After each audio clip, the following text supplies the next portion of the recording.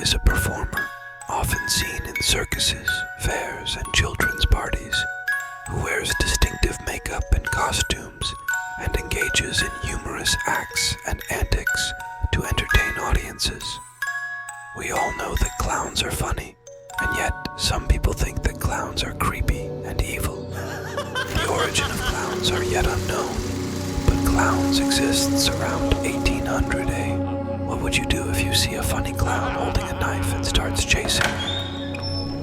Meet John Wayne Gacy, known as the Killer Clown, was an American serial killer and sex offender who murdered at least 33 young men and boys in Norwood Park Township near Chicago.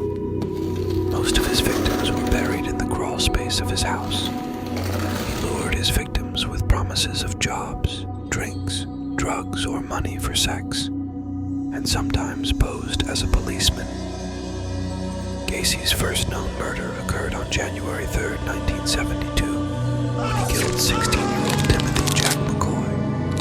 Gacy took McCoy to his home under the pretense of giving him a place to stay before his bus trip. Gacy claimed he killed McCoy in self-defense, but later confessed to experiencing pleasure from the act. Burying McCoy in his crawl space, Gacy continued killing, with the second unidentified victim murdered around January 1974. As his crawl space filled up, Gacy began disposing of bodies in the Des Plaines River. He was arrested in July 1978 after a survivor, Jeffrey Rignall, identified him. Despite complaints to the police, they initially did not investigate Gacy thoroughly. By mid-1978, Gacy had no more room in his crawl space and resorted to throwing bodies into the river. The escalation of his crimes eventually led to his arrest and conviction. Gacy was sentenced to death on March 13, 1980. His final words, spoken to his killer, were eerie.